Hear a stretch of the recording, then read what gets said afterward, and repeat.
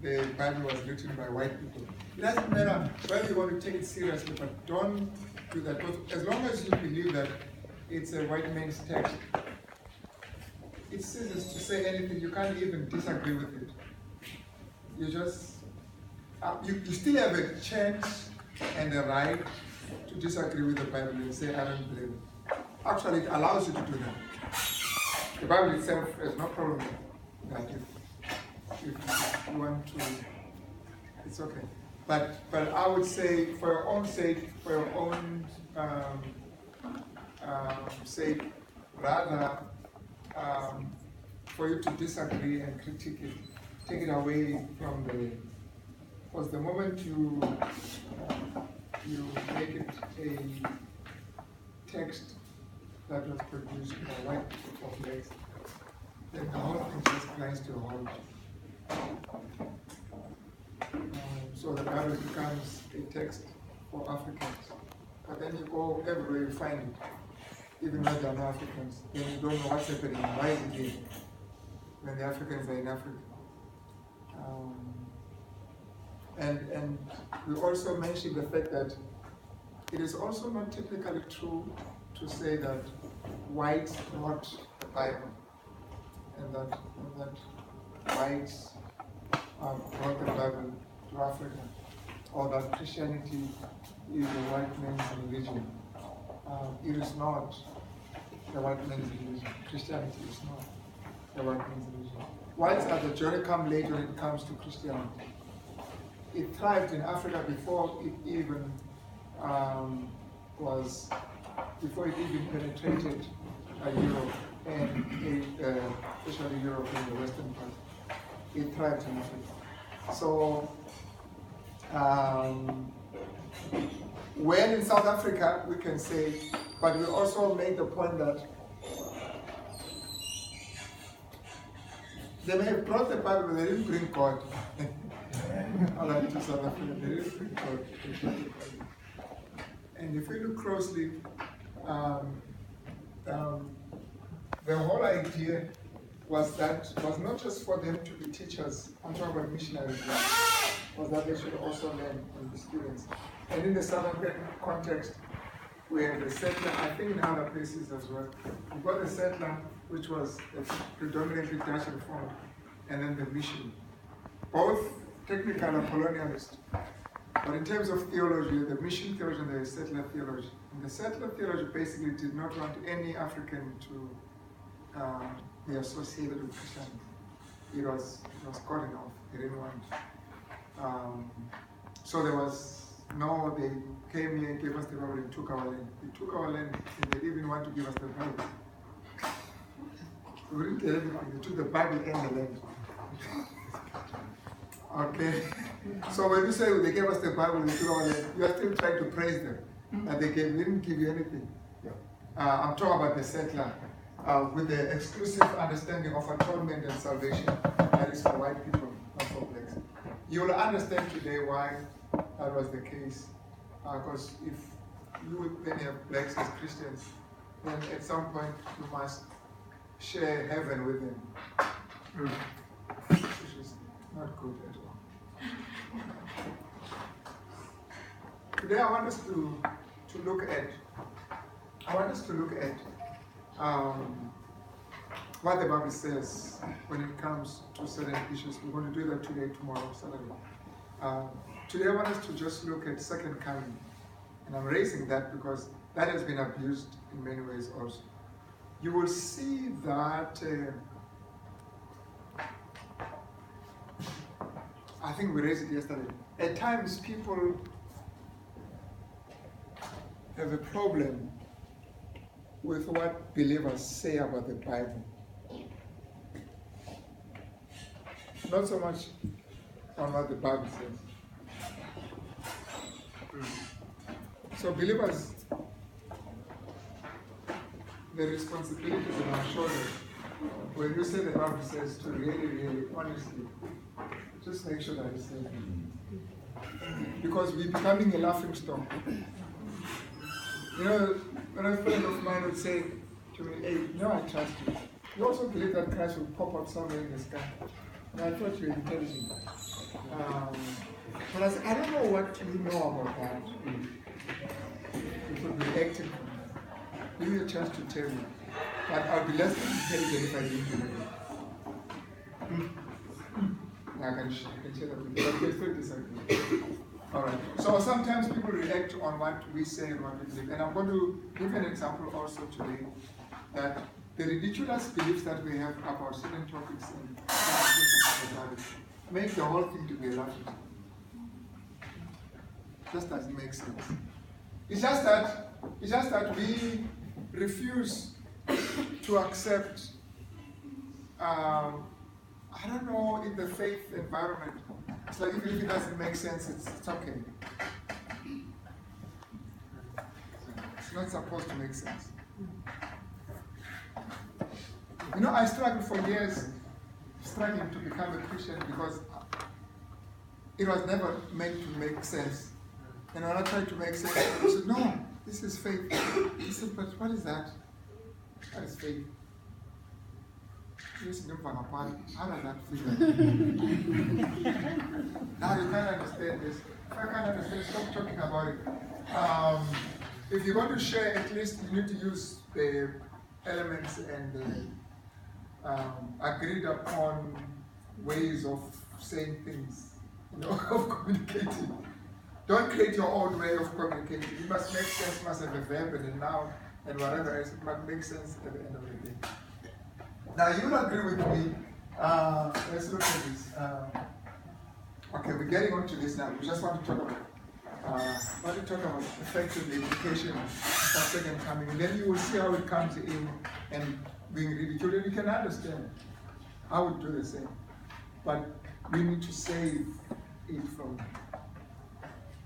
Can you just protect your voice? Your voice, man? Yeah. Okay, sure. I had a tough day today. Oh, I'm sorry, I tried. Where did you miss me? All right, just remind me when before go down again. All right. Okay, so I was saying, these are the three questions, maybe more than that, but basically these three questions that have to do with our philosophy of life. It doesn't matter how you phrase it, but at some point you want to know where you come from. I mean, kids do that. Mama, where do I come from? Oh, came with the airplane or whatever. I mean, it's like it's a given. You don't need to be. It's not a sign of being intelligent. It's like you want to know where do I come from, And answers can be different to that, but it's a question that legitimately can be asked. But why are we here? Again, what's the meaning of life? Why are we supposed to do what? Now, these questions may not make sense until you are in trouble, until you are in pain, until you are facing death. Then they come forceful. I know when you are alive and strong, it doesn't make sense. But when you're faced with pain and going through pain and suffering and a loss also of your friend, of your father, of your mother, you begin to ask all these questions. What's the purpose? What are we doing here? I mean, is it worth the effort? And people who ultimately commit suicide, it's because they went through those questions, they couldn't get any answers. This is not just play, it's not just theory. This thing can really affect the praxis, how we live lives, and where are we going. Now, I give it to you, I submit to you that the Bible does try, actually responds to those questions. But when I say that, I don't mean that because it does that, therefore its response cannot be critiqued. I would think you can throw it away, but it answers those questions. Now, you may not like the answers, but at least it takes those questions seriously. And many other texts, I think, would do the same. But the Bible takes those questions seriously as to where we come from and why we're here and where we are going. Basically, the Bible is about that. It can come in the form of narrative, of stories or events or whatever. But it's basically about those three questions. There may be others interesting, but they fall under those three. For example, in the book of Genesis, it just opens up and says God created man. In Africa, you don't. I mean, Africans and Jews, they don't think like you don't start. In Africa, you can start the Bible by saying in the beginning God created without defining who God is. But in the Western mind, you have to first define who God is. That's why when you do systematic theology, when they do systematic theology, then they start by God's existence. Who God was, does God exist? But Africans are not so much interested in that. It's like it's a given. I mean, the Ghanaian proverb is, the Ghanaian proverb is, what they say, the Ghanaian proverb is, you can't tell a child about God. It's like, that's Now, some may say, that's stupid, you've got to prove, you've got to do this. But there are certain things that we must take for granted in life. And then you start working from that. You can't prove everything. And somewhere you must start somewhere. And say, this one we accept. And then you move on. You can't just destroy everything and there's nothing. You're not going to be able to bring up everything. You can't just construct everything. And someone is going to say, at least this is where we start. Alright, whether rightly or wrongly, but that's where we are. So the African mind and the Jewish mind would investigate and understand how an animal lives without killing the animal. So at the end of your study, still if the animal is still alive, but at the end of the Western mind study, the animal is dead, and then you've got information, but the thing is dead. You've got to be able to preserve the life and understand how it functions, why it lives. Don't kill it and hang it in the lab. But that's all ways of trying to understand and try to find meaning. Alright, so the Bible says we're created in God's image. That's the start. That's it. If you remove that from the Bible, then your Bible becomes very. I mean, if there's no creation, if there's no God who created, let's just close the thing.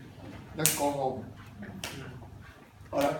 And science, of course, is up in arms with that whole thing. Because if you accept that, you're in trouble. You have to accept many other things that will follow. Because if you were created, then you are responsible and accountable to the one who created you. If you were created, therefore, the one who created you has the plan and the purpose for your life. If you are created, it just follows. So, for you to destroy all these other things that come, just do away with creation. No, I wasn't created. I just came. I just existed. Because evolution is very attractive because at the end of the day, you are not accountable to anyone. But the crazy problem, when a person calls you a monkey, you say, I'm not a monkey, but you're supposed to be a monkey. If you're not created by God, you must accept being a monkey. You know, when white people call us monkeys, it is because they believe in evolution. But you know, they believe in evolution for us, but not for them. They think black people evolved, but they didn't. They were created. I'm talking about in the Christian context. So because we are black, so we're supposed to be, as some would say, we are described in zoological terms. That's because we are black, then we're supposed to be closer to animals. So you're a monkey. But that's what you are taught at school, that monkeys are related to monkeys. So when a person calls you a monkey, you say, hi, now you know, that's me. But no, you don't do that. You say, no, don't call me a monkey. Because something in you tells you that, as much as there are similarities between me and a monkey, but there is some basic differences. You know what they're saying? They're saying, with the monkeys, or the family of monkeys, chimpanzee, whatever you want to call it, the difference could be like 5%. 95% is like we there, all of us, we share that. That 5% is big, man. It's huge. Okay, so you can argue from this. You can say that because there's so much similarity, therefore you must have a common ancestor. That's a good argument. But there's another argument that says because there's so much similarity, that means you have a common creation. And that one also can stand. And then we can start our debate. Alright? But you can't exclude the other and say, no. We have a common ancestor because of similarities. If you can tell somebody's work, because it tends to have some similarities, am I right? That this is, even the writing and the thinking and the arguing, you can have 10 books, but you can tell that this one comes from. It doesn't mean that this other book is from this other book. It just means that there's one person who's responsible for all this. But that's life. We need to accept in topography of ideas, really accept that. Here's another beautiful thing about this. We will talk about creation, I'm sure, Saturday afternoon, just in passing, as an implication. Now, here's my belief. Let me say it. I don't believe that all white people are evil. I don't believe it. And I don't want to believe it. It mustn't be true. There's something like, I don't believe, but it's like, it mustn't be true. It's like, no. Because if all of them are evil, then there's no evil. You see, if all white people are evil, then there can't be evil if they're all evil. Let me say that again. So that I can have wives that are evil, some must not be evil. Because if all of them are evil, then it's over. Now, if all of them are evil, then they have not decided to be evil. They just became white and they were evil. So I can't even fight with them. I can't. Because there's a white evil. So, but now all dogs are barking, but I can never have an issue with a barking dog. I can't. Because it's a dog. He's supposed to bark. So a white person who shows who's friendly, I should have a problem with that because it's not supposed to be like that. But the moment I say creating the image of God, I say you have chosen to be evil. You have chosen evil. So I can actually find you culpable. And I can judge you and condemn you because you chose. But if this is who you are, I can't. You cannot use ethics on a dog. When a lion mauls you, you can't say, what this lion did was wrong. You can't. That's what lions do. But when you say to a white person, what you have done is wrong, you're saying, I give you the right to be a human being so I can judge you. That's right. Because if I don't do that, using the same argument they're using against us, we are all thieves. If that's true, then why are you concerned?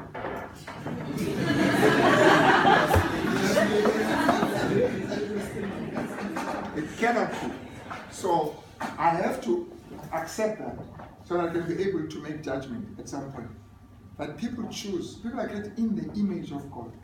So that we have this natural repulsive against that which is not supposed to be evil. We hate evil. Because we are created in the image of God. We don't celebrate evil. Doesn't matter whether it's black or white. When a person does something wrong, we don't like it. It's wrong because we are created in the image of God. Animals don't have a problem with evil. Why are we here? Whatever you do it for the glory of God. That's a nice one. We're going to talk about it again sometime tomorrow. So. It sort of binds us to a point where it says, you can't just do as you please. You can't just because you want to sleep with me, then you sleep with me and you rape me. You can't rape me. It's not right. You can't just do it. That Nike thing is not on. You can't just do it. You can't just do it. What you do must actually be to God's glory. It's wrong. You can't just do it. You can't just take somebody else's land. You see, it's not right. It's not on. You can't do it. I mean, if a person says, you guys, black people, you want to be like us, maybe you've listened to that argument, you want to be like us, you doing your hair, that's fine, it's our choice. Whether we want to do this hair, that's fine. We can do many things with our hair, and we choose to do it this way. Whether that means this or that, it's fine, it's our choice. I can stop doing that tomorrow and still be fine. Are you with me? And then I said, that's because you want to be like us. It shows that you are inferior and stuff like that. Okay, let's assume that that's the case. But that's not evil. That is not evil. But you, because I'm black, you have thought it's okay for you to rape me and kill me. That's evil. You looked at your hair, and based on your hair, you kill me. Just because my hair is not the same texture as yours, you kill me. You are evil.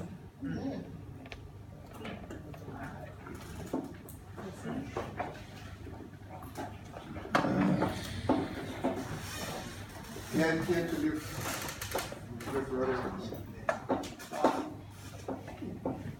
So if there's something called judgment, we'll talk about that tomorrow. keep saying that. I want you to come to God. If there's anything called judgment, it would be you live, but you don't live to the glory of God. You can have judged based on that. And then there's no colonialist who's going to write a Bible that talks about that, because that's going to put him in trouble also. You can't write against yourself. Alright, that's basically okay. The last one, which is that. And we don't need to summarize that because we won't talk about it. There's something called second coming. There's an end to life. That thing is great. You know, if this thing were true, it would be nice. The second coming, if you say true, it would be nice, but I believe it's true. But I don't know, that's fine. But this thing is nice. I promise you. Do you know when you are really, really suffering? I'm not talking about suffering because of oppression, I'm talking about cancer and other things. And I'm talking about that. I mean, you want to know, when is this thing supposed to end? Okay, the point I'm going to make for second coming, here's my point I'm going to make. That we believe that Christ is coming again, not to escape life, but for life not to escape us. Now, of course, I sound intelligent, but I stole that from. I stole that from. I don't know which airport. I don't think whether it's Johannesburg or Tambo. But it says it's just written. Have you seen it? Yeah, I think it's written there. We don't travel to escape life. We travel for life not to escape us. So I stole it. Well, you have to look around and get ideas. So we believe in Christ not to escape life. Because that's how it has been presented to us. That's because you believe in Christ, let everything go and heaven to Christ. No, we believe in Christ so that life will not escape us. We believe in Christ, that's why we say, don't take my leg, because I believe in Christ.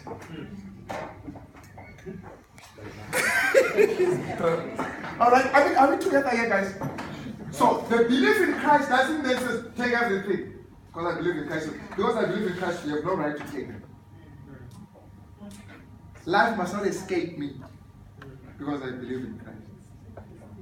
Did I say that right? No. I must not escape life. Because I believe in Christ. Okay, we want to argue that a little bit. But, let's do this first.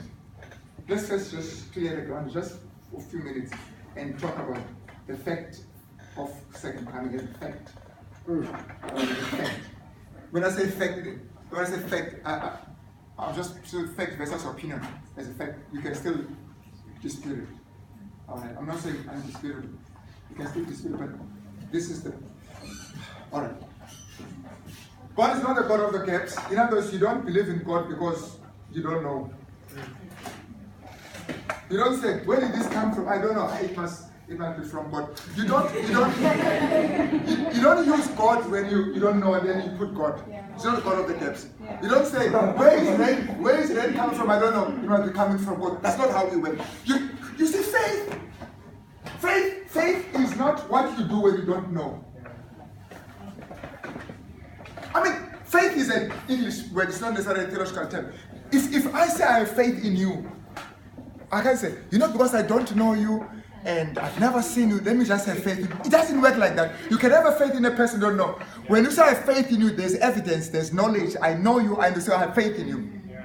Is that okay? I can't say, no, I have faith in you, sis. But you don't even know my name. Yeah, that's why I have faith, because I don't know you. No! When you say we have faith in God, because there is some knowledge about God that makes you say faith. So faith is based on some evidence. You didn't say demonstration, you want to walk on what you read. Sorry. Eaten by crocodiles, you walk on what you demonstrated. It rests on evidence. So what people should do is, what's your evidence? And examine the evidence and throw it out or whatever. So you're going to say, because I have faith. Then you make it God of the gaps. And of course, you want to look at fact. As I said, people sometimes dwell with the fact because of the implication. Don't tell me the truth because it might just make. So if you don't want to know your status, because that's going to be truth, and if it's truth, it will have implication. So the best thing is to not to know because of implication. That's, even in the world of philosophy, in the world of ideas and concepts, that's how people reason. I don't like to know, because once I know, then there's a responsibility and a burden for me to live according to my knowledge. Einstein says, once you know, you have to share it. So rather not know. So people do away with facts because of the implication. One of the reasons why people will do away with heaven, because of what it means to believe in heaven. It means I must start living that life that is supposed to live in heaven. And that life can be boring.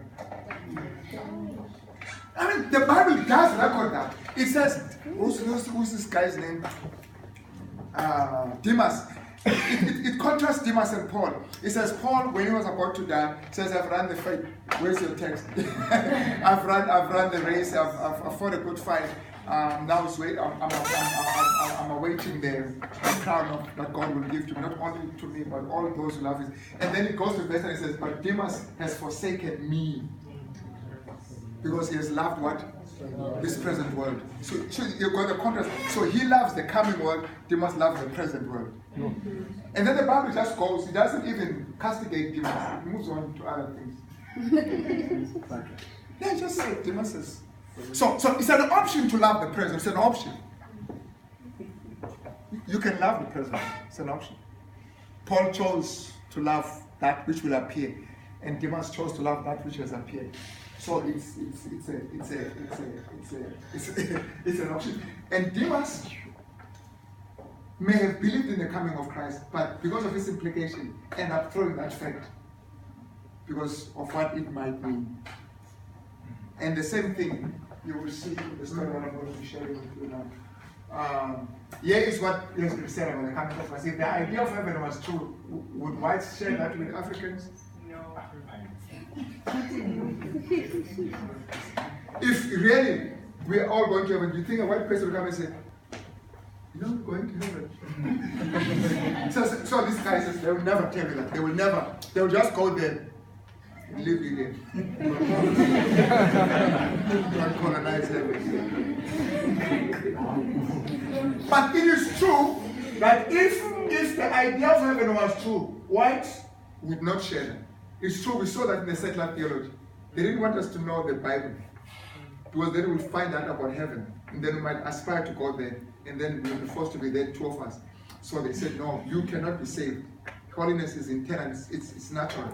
You don't have it, so you will not, so there's no point. So they excluded us from the promises from heaven, because they can't believe in heaven and make us believe in heaven also.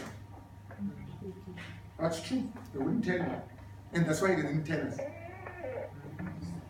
But those who did also because they don't believe in heaven. So, they don't believe in heaven. And it says, okay, you don't believe in it. You know what? There's heaven. You must go there. Don't worry about this land. These things are the things of this world. Just focus on heaven. He's not going there. That's why he's telling you that.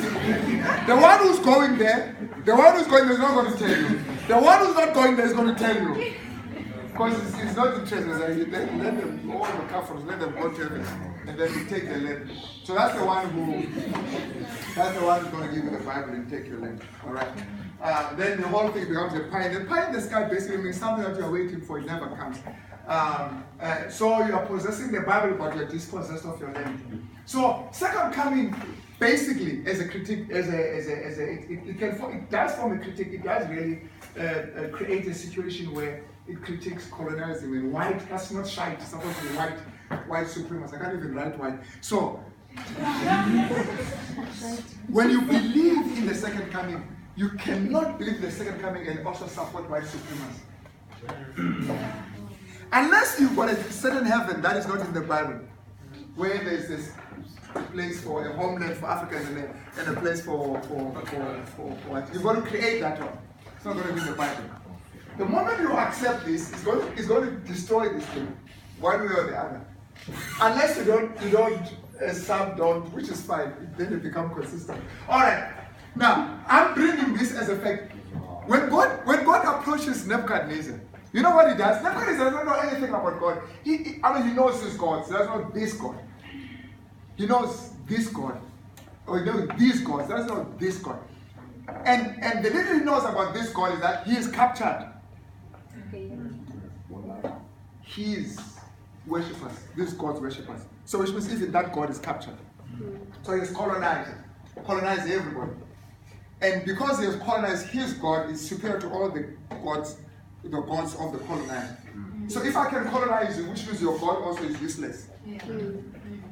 So that's why when they came there, they were given the names of their gods. So you understand why your name is Joseph and whatever. Because your God with John Gimpi couldn't help you. So let's give you the... So he had to change the names because the gods have been cut. You know how God appears to Nebuchadnezzar? He just appears and says, I'm going to come. So he actually destroys Nebuchadnezzar's philosophical whatever by just saying second coming. And the guy was killed. Oh, this is how it came. So he had a dream. We're looking at Daniel chapter 2 now. So he had a dream. I like how God really uses symbols just to destroy all whatever. He says, he uses a dream. So, okay, he has a dream here. This is what Nebuchadnezzar says in the dream, but he forgets it. He calls this, you know the story, Daniel chapter 2. He calls his astrologers to come and explain the dream, but they can't. But basically what he saw in the dream is this thing, né? And then he sees the stone, a rock, that comes from the mountain, and that rock hits the stage. That's basically what you saw. And that's Daniel says. Daniel says, this is what you've seen. But then now Daniel goes, I'm rushing through this. Daniel then goes to explain what the dream means. He says, you are the head of gold. So the dream, if you look at it, again, this is gold, this is silver, this is bronze, this is iron, this is clay. You see the descending order of value from gold, silver, bronze, iron, clay. And then of course you've got the rock, and then it hits the stick and destroys it. So now Daniel says, this is what you saw, and this is the interpretation of the dream. This Babylon colonized the then world around 605 to 539. They were the ones who were the masters. Alright? And then after Babylon, you had Medo-Persia from around 539. This is history, this is ancient history. That colonized the world. That's why we talked today about the laws of the Medes and the Persians. By the way, Babylon, Medo-Persia, that's it. Greece. Okay, Greece. So the Bible says a lot about some of these kingdoms. And then Rome. Rome is like during the time of Christ. The Caesars and the whatever. You go to Rome today, you got the ancient Rome and the modern Rome, and you still see all these other buildings or whatever. And then you've got 10 toes, which represent. So after Rome, Roman Empire, that Roman colonial structure came to an end. Never had any world empire after that. Napoleon and others tried to bring everybody together, they couldn't. Never had an empire. Britain tried, UK tried to colonize the whole world and tried to, but then France would fight, and then there would be this, and then there would be that, so they never were able to come. So it says here, these will never come together. They will be divided. You had Rome, there you had East in Turkey. What's the Turkey thing? The capital, Istanbul.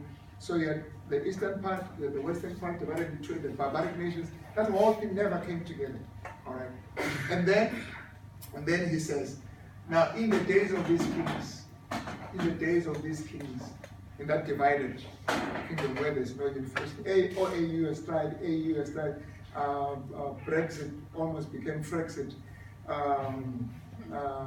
This European Union, it was also an attempt to bring to the economy / the borders.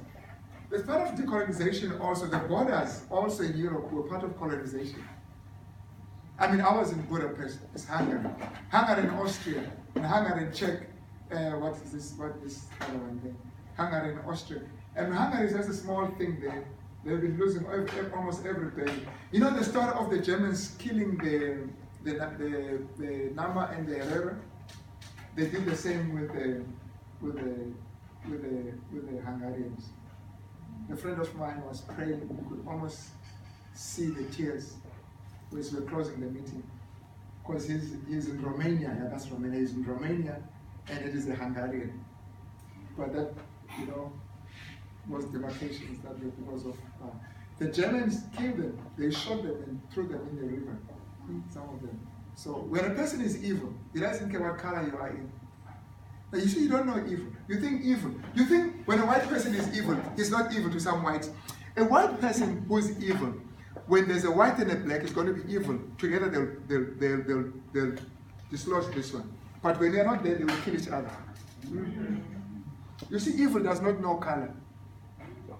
Have you seen those documentaries in the slave in America? Have you seen those documentaries where you see like a man who owns this plantation and there are black guys there who are working hard and raping their women? I don't know, what is this thing? You treat somebody like an animal, but you still want to sleep with this.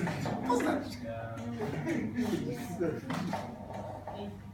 just escapes me. All right, so this particular story, just to illustrate. So this white person is treating all the blacks, the Negroes, as dogs. So you would think that he treats his family as human beings. He treats them as human beings in the context of dogs. But when those dogs are born, they become dogs. You see, a dog cannot do any other thing but to treat anything as a dog. And I told you have to be a dog to treat other human beings as dogs. So what happens? The moment this child has a relationship with this one or loves playing with this black one, he'll get the same treatment from the father. He becomes a dog. Then he says, the way he relates to that child, it's amazing. It's the same way he relates to the other one. Now this theory comes to a point where it has limits. Because you want to be essentialist and you limit the whole thing of evil to the color. That thing, it goes deeper than that. It goes seriously deeper than that. White supremacy is a manifestation of evil.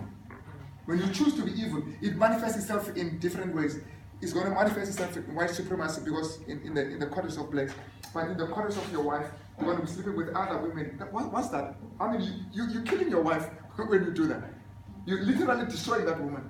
I don't know how I got there. I don't know, but you have to forgive me. All right, so the dream is certain and the integration thereof is what is shown. That's basically the end. And of course, that rock that comes destroys this thing, and then it forms a huge kingdom. And it says that, and God will never give this kingdom to any. He will rule. There's so much we can say about this, but we're going to limit our discussion here. All right, let's do this. Let's come here again. Let's come here again. What is happening? You've got Babylon, you've got Middle Persia, you've got Greece, you've got Rome, you've got this divided nation, and then Christ comes. That's the evidence. The Bible says here, when the book is written, Daniel, it projects this whole thing. But you are here. We have seen all of this as evidence. This is the evidence that Christ will come. For Daniel, there was no evidence except that God had said so. But for us, this is the evidence. You know what you say, but Babylon came and disappeared, this one came. Why should this one remain forever?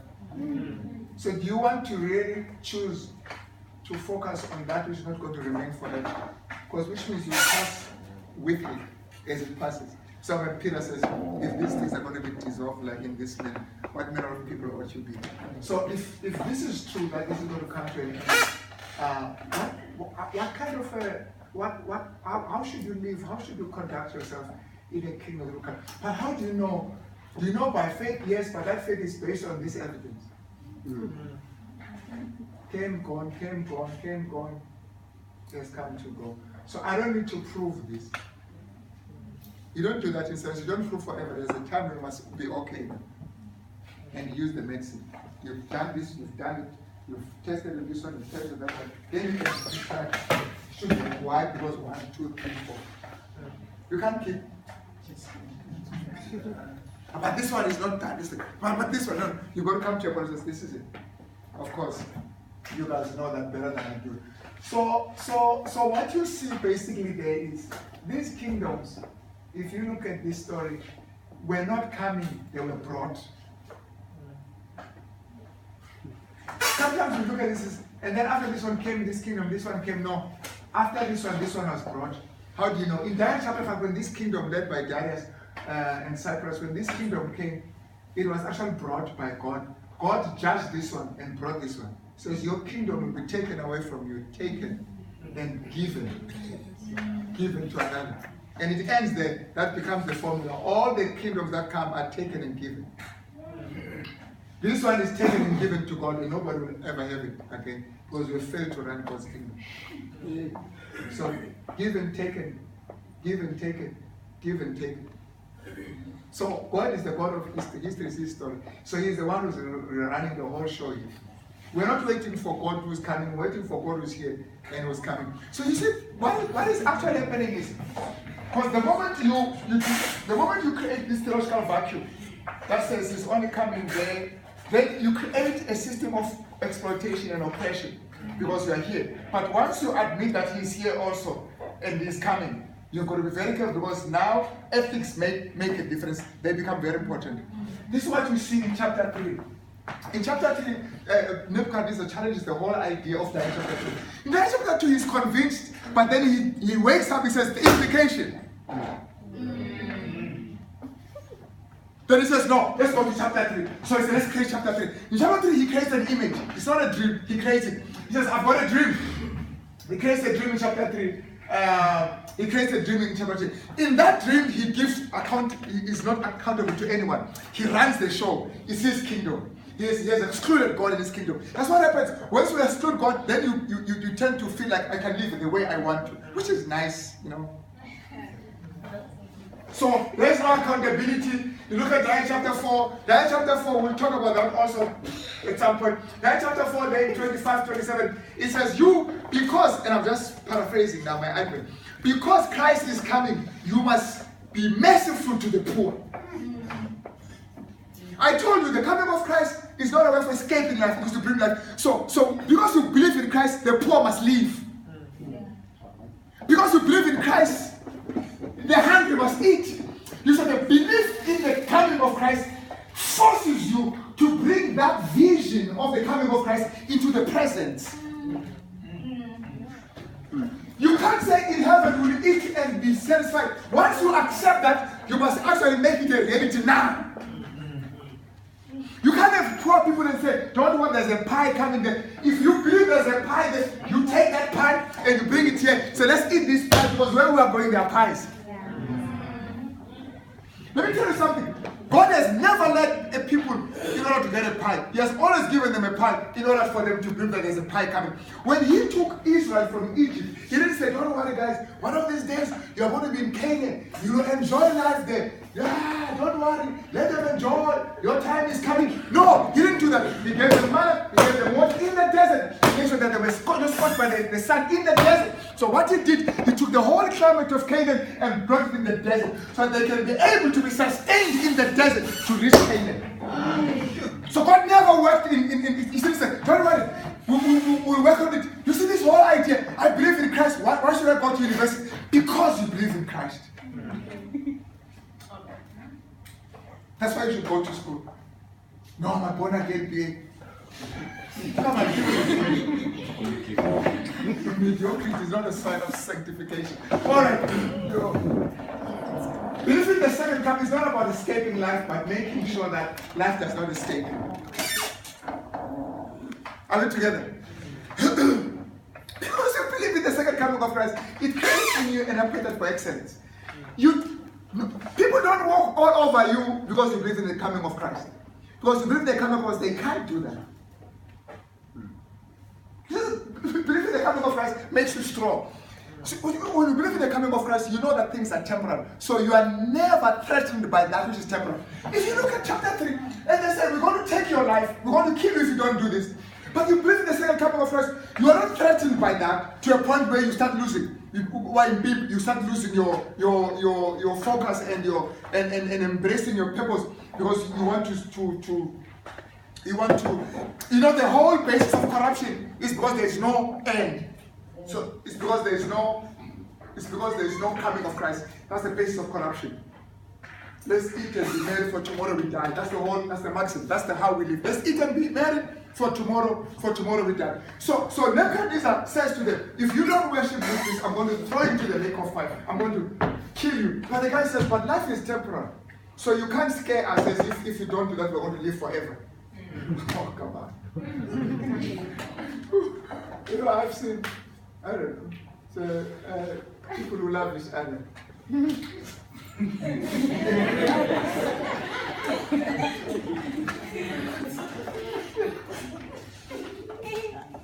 going to die.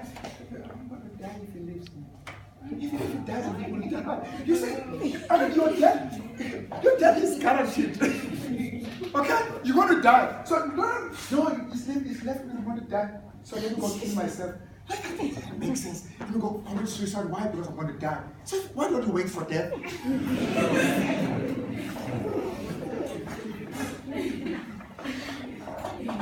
I was reading an article. This person is writing and he says, what should you do if you are hijacked? Who rehearses that thing? Alright. What should you do if you are hijacked? He says you should do this, and at some point he says you must run. Oh no, what should you do when there's shooting? Yeah, not hijack, but there's shooting. Make sure that everything is clear. Make sure that everything. And when you run, make sure that there are no cars. Check and make sure.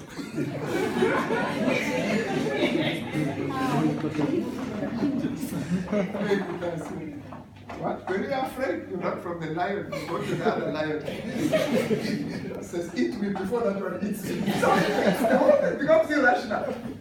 The whole thing becomes irrational. All these boys respond and say, hey, listen, hey, listen here. You want to throw us in the fire? That's fine. You can do that. We temporal. We die in time. We just brought it closer. But here's the problem. Where people now begin to laugh at us is when we use this so that we don't progress. We use this so that we don't engage in our own civil rights and social welfare. When we use this and we don't feed the hungry, we don't feed the poor, we use second coming to that, and then we contaminate that whole doctrine. We make it to smell badly because we're using the second coming to create a sanctified laziness. We're not engaged with issues because Christ is coming. It's a wrong thing. And you believe in that whole thing, and then those who look at you say, there's something wrong with this guy. People won't respect you. Even your own kids won't respect you. There's some of the kids who don't believe because they've seen their parents say, religion has messed them up. But let me tell you, as I finish this point, you know, I'm passionate. I did my dissertation, and one of the things I did was to write on what I'm going to say to you. Here's the thing, which is also a missionary theology to a certain extent, which we found attractive. Now, let's come back to that point. Belief in a second is not about escaping life, but making sure that life does not escape. The belief that when you die, you go to heaven is dangerous. Because you're using going to heaven as escape. I'm going to say that again. And many Christians believe. They believe that when I die now, I'm ushered into heaven. It makes this life irrelevant. It makes you long for death. When we are oppressed and we're being killed and we believe that we're going to go to heaven, then oppression is a vehicle for heaven. You cannot challenge oppression and death and all these other things when you're going to go to heaven. That's dangerous. When you are killed, you die. And your state is worse than the one you were in. Did you hear what I just said? When you die, you don't get better. That thing, disabuse that from your mind. You're not in a better state. So you must actually fight that you should not die, because dying is not a better state. Actually, the Bible is about that. If you look at the Bible, when Christ gets and sees a guy sick, he doesn't say, don't worry, I'm taking you to a better place. See you later. Don't worry, you can go. No, he doesn't. He says, be healed. Don't go there. You're not going anywhere. He says, reverse the whole thing. I mean, there are instances where he would actually find a funeral procession. Already go to the grave and he says, stop. He says, wake up. And the guy was, go play soccer. I mean, that's it. There's no way. Because where you are going is the end. It's the end. There's nothing. Once you believe that, then you sit there and say, how can we prolong their lives? Now, this whole business of people going to heaven. And then we read that Africans are the ones who die more than anyone else, which means we must be all over heaven. We must be filling up heaven. No! We're dead!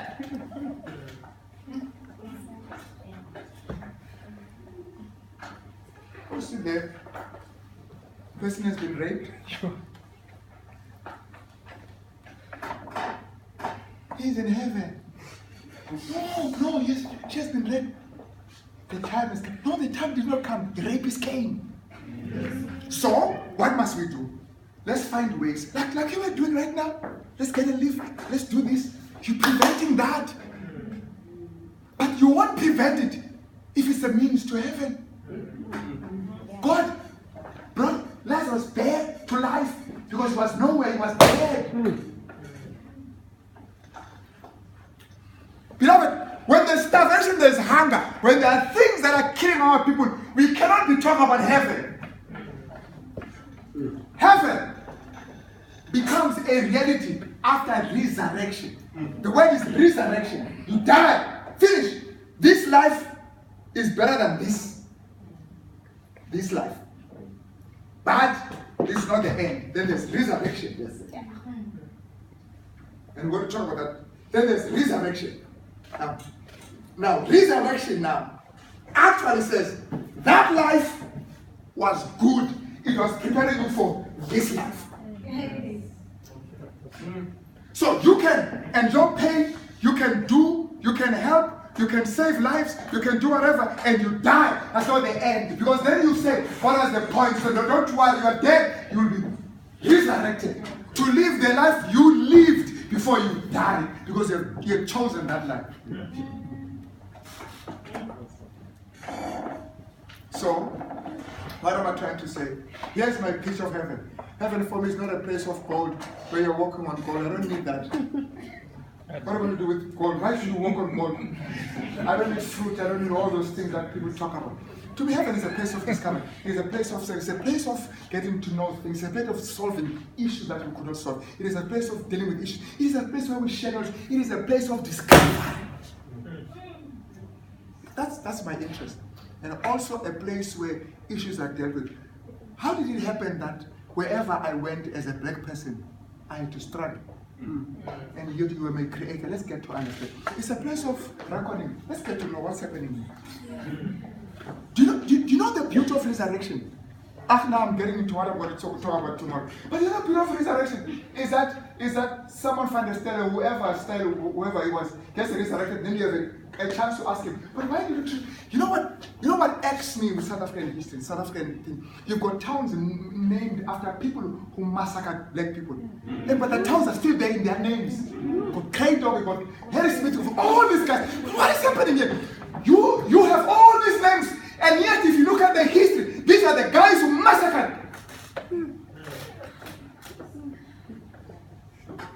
Alright, so they must be resurrected. So that's the nice thing. People are kicking the state of roads, you must be resurrected. You can kick him if you want to. But you can ask him. Alright, that's another story for another time. But the point here is, if there is no second coming, brother, I promise you, then life is meaningless. All of this is like decorating a sinking ship. It's like, let's get our land and then die so we can be buried in it. It ends, everything ends there. I promise you, you get your land so that you can be buried there, and that's the end. It cannot end there. It cannot end there. All the learning, all the exposure you have received, you have gained in this whole thing, it cannot just end in the grave. It can't end in the grave. I'm not saying we shouldn't get land because I want to get to heaven. But I'm saying it cannot end. It cannot end in the grave. Why do I believe that Christ is coming? Because it makes me to live life. And Christ says, he himself says, I was hungry. Then I will say, you get lost. But I was going to church. You see, that's the whole thing. You are supposed to go to church so that you can be able to feed the hungry. So church was supposed to sustain you, to live long, so you can live and be a blessing to the poor. But when you're singing in a group, you're singing there. All right. The question We've got 10 minutes for questions. We end in half past. Let's ask questions.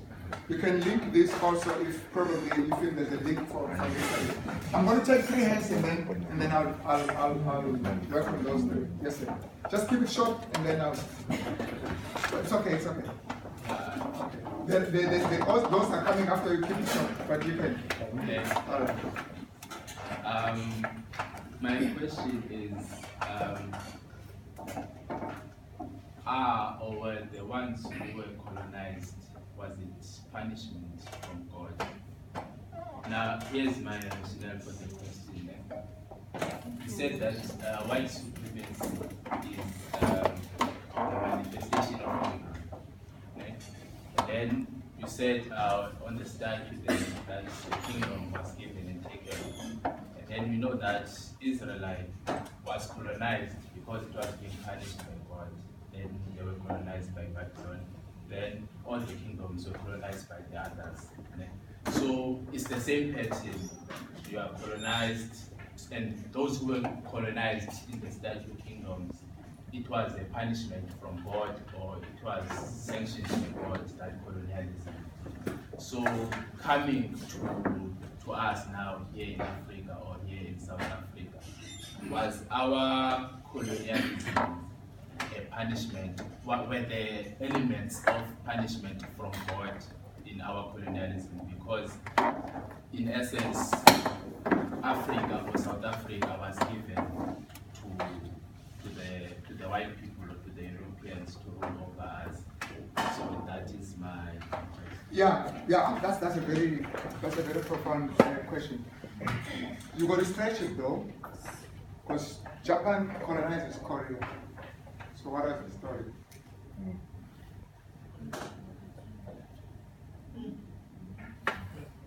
You know, when Babylon colonizes Israel, and you're right, because Israel was in the theocratic government. So God was the ultimate ruler, and we don't want to obey God. God removes His protection, and then He allows Babylon to conquer them. But you know what He says? He says because of what Babylon has done to Babylon, we deal with Babylon. So He allows Babylon. You see, a crooked stick can ride straight, and doesn't mean straight. So He allows. Babylon is not righteous, but God uses them to shape His children. And when He's done the work, He deals with Babylon for what they did to His children. I'm serious. So there's no escaping. There's no escaping. Now we may not know everything, and I'm not going to stand here and say I know everything. We may not know everything. But one day we'll have a better view and we'll see everything. But I can tell you something. If a person does something wrong, he will be judged for it. If I steal and I live whatever life and I'm knocked by a car because I was drunk, somebody can say it's a punishment. But the guy who has done that will also appear before God. God will deal with him. Whoever does evil, I would rather be in a situation where God allows you to drive me back to Him than for God to deal with me directly. Because that's the end. Okay? People are not pawns in this whole game of history. They also make decisions. That's why you can call that evil. So when He says to Babylon, to Nebuchadnezzar, in 25, He says, be righteous and show mercy to the poor. Do that. That's why I've actually allowed you, so we can be able to do that. We can also, in a way, say, if these missionaries and these colonialists were what God would expect from them, their coming here would have been a blessing. Sharing the knowledge they have without destroying the people of the place. Are you with me? They could have done it. But for not having done that, go read the book of James. God is going to deal with them. I promise you. I know some of us are going to say, but that's a part in the but that's what you want in the end is justice. Am I right? You want justice. And when you see that justice has been done, then you feel like it's okay. But that, without second coming, you have no way, there's no chance for justice. It will never happen. There has to be a day when things are just brought to an end, and then there's a record. There must be a record. If that thing is not there, then we're in trouble. All right. So I'm with you there. I might not be able to give you the correct picture, but that what we are saying is that people, the very whites have used that, feel that they themselves are the Israelites, and then we are the Canaanites. So they have the right to kill us on their way in this what for tracker thing. Let them say that to God, and then we'll see what happens. That's All right. Let me get you, and then you, and then in that order. I'm not going to respond, and I won't be tempted. Just make it short. Okay, I think my question is linked to his a bit. In this whole, I feel like we're being punished issue. And now, the feeling that comes with that is not knowing when the punishment is going to come to an end. And what you do now whilst you are being punished.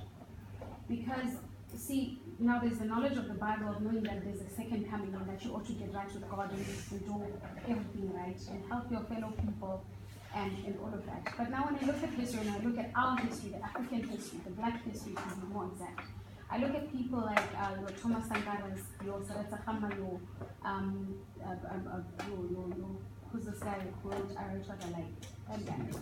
I look at all those people that have tried to do good, but nothing has come out of it. It seems like even the least that we try to do, it seems like God is just like, oh, okay, I see you guys trying, but your punishment is not over yet.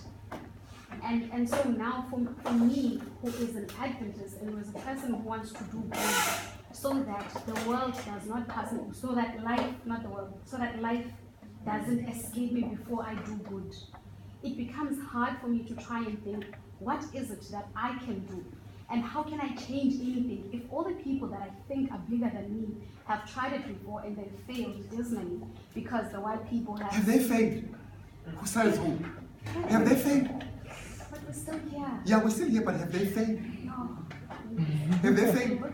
So who has succeeded? Give me a country that has succeeded so we can compare apples and apples. Who has succeeded? America? They have succeeded. Eh? I don't know. Van Breda took an axe and beheaded all his family.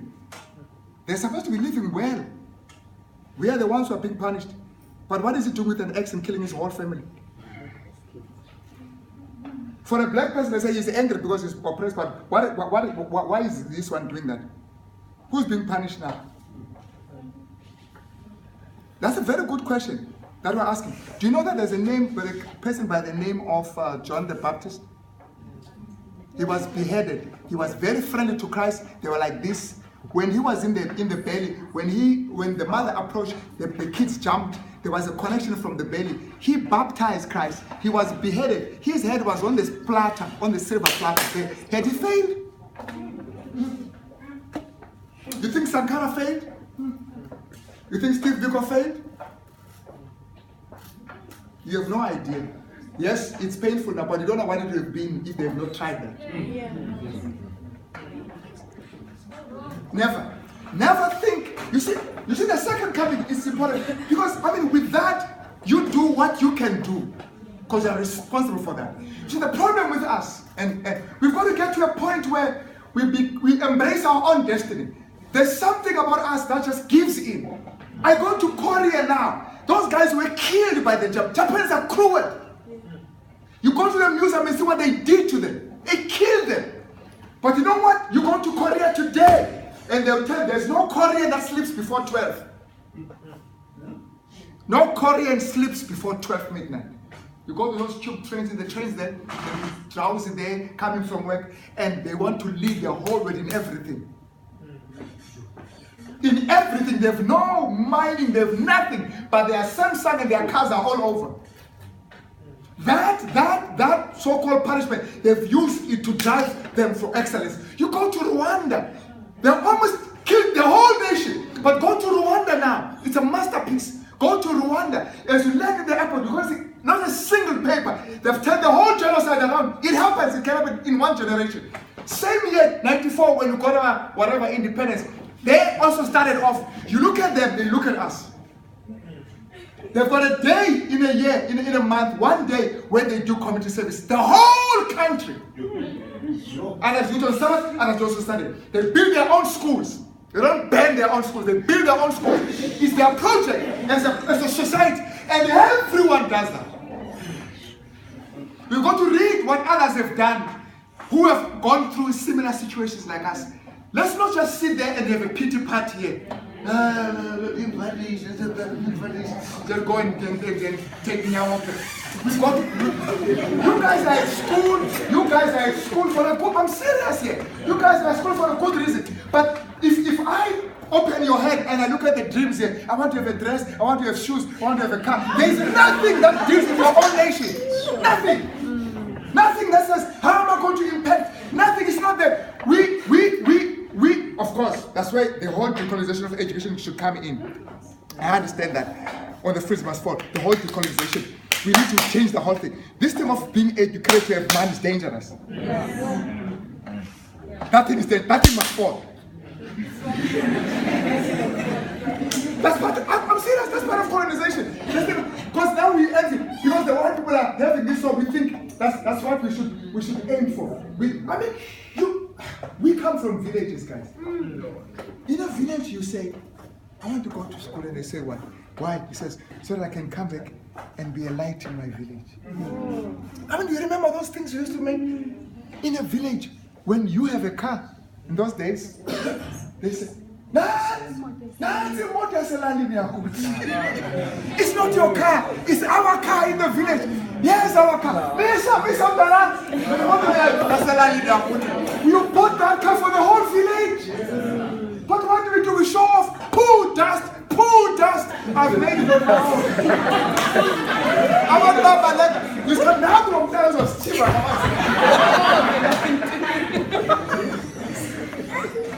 I'm sorry, I didn't want to. But that's a good question. You get to a point, sometimes you say, what's the point? And then you read Paul in 1 Corinthians 15, chapter 50, the last part, it says, be steadfast, be immovable.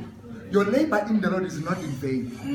And that's all within the whole concept of resurrection. The resurrection is theory.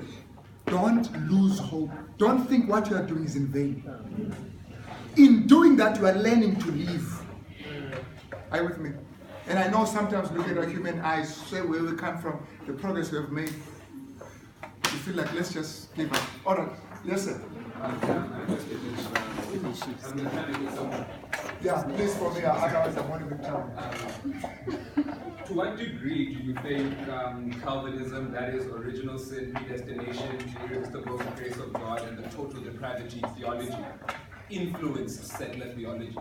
Do you get it? Because of course it was a building block. The whole thing of atonement, their understanding of atonement, that there are people who are predestined. But for them, with white supremacy, they look the black people who are predestined, who are destined to the limited aspect of atonement. That atonement is limited. That's all Calvinism. Actually, African theology is basically colored in Calvinism. Calvinism, that is, and which is usually the reason why you probably even find racist white people still today that go to churches, right? Of course. Because of the you need a church to sustain that. Yeah. You see, if you are worshiping, you remember what we said yesterday. You can never be better than it. If your God is a racist, if you believe that God created you and made you better, you've got to worship that God so that you can keep sustaining that theology. Yeah. That's why I say sometimes you don't need to change them, change the God they are worshiping. If they can just have a different view of that God. Once you say God is black, then they're in trouble. I mean, that's why you actually should tell them that God is black, then they're in serious trouble. Then they're going to really pay hard. Then you see when God says, then I will say to them, I was hungry. But who is hungry in South Africa? I was poor. Who's poor in South Africa? I was naked. Who's naked in South Africa? So God is black. All right. Okay, yes.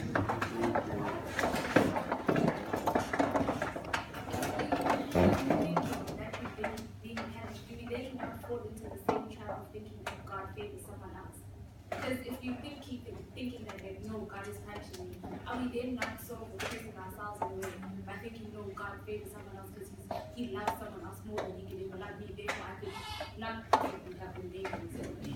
Yeah. You know, I was praying this morning and I felt like God favors me more than anybody else. I like that thinking, where I think God favors me. I never think that God favors somebody else better than me. You know, I used to be a pastor working at UP, and I would walk for 3 hours to visit one old mother who was almost 100 because I was afraid she might die. I'm not there. There were no phones there. They would never. I'll get there after a month, she'll be dead. And I never wanted that woman to die, and I'm not there because she was the only one who was worshiping that compound, and I wanted to make sure. So I almost visit on a day. I said, Lord, please, I'm praying that woman must never die. Otherwise, if she dies and I'm not there, they will say that whole thing was pointless. So I would walk 3 hours to go visit that woman, and then walk and then sleep, then walk again in the morning to catch the bus. And people would pass me with the Boers, the Afrikaners, the white guys would pass me with their vans, pass me. And I said, God, can't you organize a car for me? Look, I'm doing your work. Look at this guy, he's passing me. I felt like this is not fair. You love them, but I'm doing work for you. I remember once I walked all the way. I go to the bus stop with the bus, I think had left, and then this guy pushes up, tends to be the person. Okay, that's not. This white guy pushes up and he says, but there, by right, once the white person stops for you to give you a lift, you go to the back, open the front door. Thank you. Even I was shocked. So I started moving the books and other things. I said, you see, my point was, I would rather walk all the way than sit at the back. I'm not going to sit there. Don't do me a favor. I was saying in my heart, God has made you to stop so that I can have a lift. I want to thank you directly. I thank God. I will not sit at the back on God's transport. May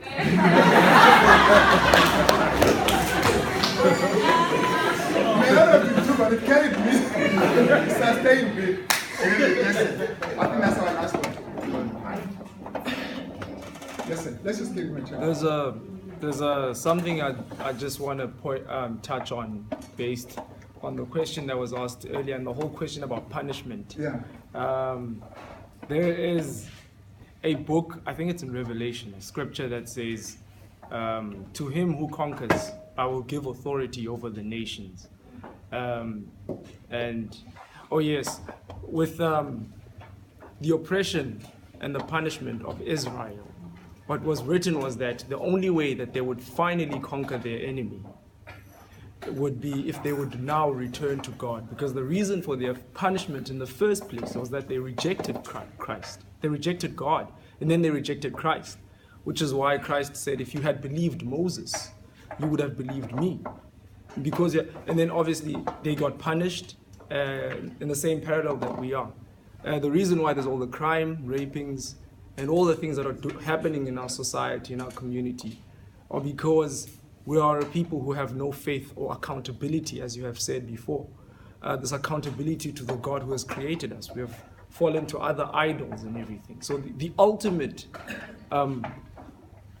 victory over our enemies will only come if we as a nation, and at least a significant number, I think that's also in the book of Revelation. I wish I could cite exactly the scripture.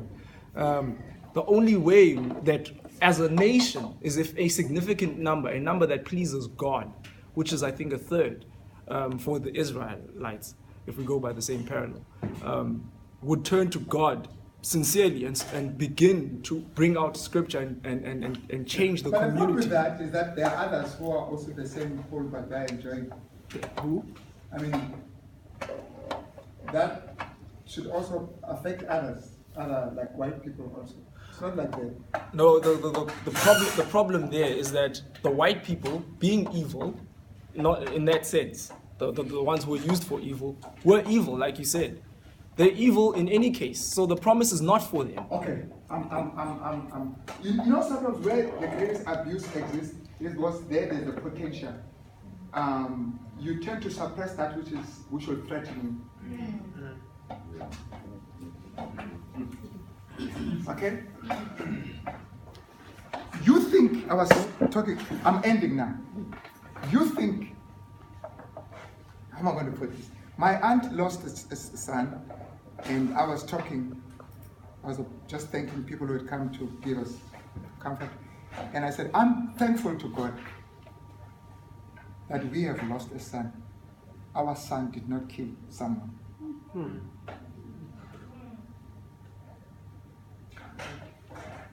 We're burying our son, but it's not the next door that's burying because of our son.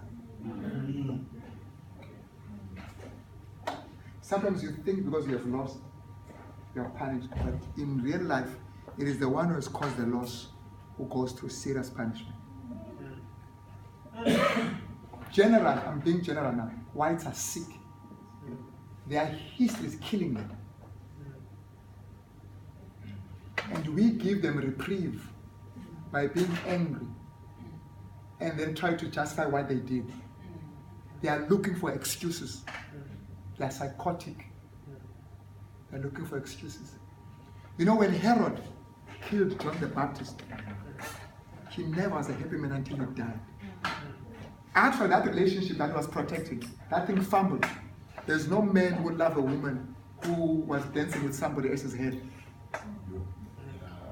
When Herod wanted to see Christ, it was because of his traumatized mind. You remember when Christ came from Pilate, he went to Herod, and then Herod was interrogating Christ, and Christ never answered a word? That's punishment. Christ looked at him like, I'm not going to say a thing to you. Nothing, you'll hear nothing from me. That is it. You think just because you are living and this one is suffering, the one who's living in a big house is actually enjoying more than the one who's living in a one. I'm not trying to decorate one-room house here. But I'm saying, things are not as they look. You know, we are surprised when we hear Michael Jackson was into drugs and this point. The guy was living okay. Yeah, I am struggling, and I said, I wish I could be Michael Jackson. Then you hear his daddy was using drugs. What was wrong? He has got the money, he's got everything. What was wrong? I'm the poor one. You know, okay, let's get it right there before we go places. You don't know what punishment is. Just because I'm walking barefoot, you think I'm punished, and you're driving a car, you're not punished.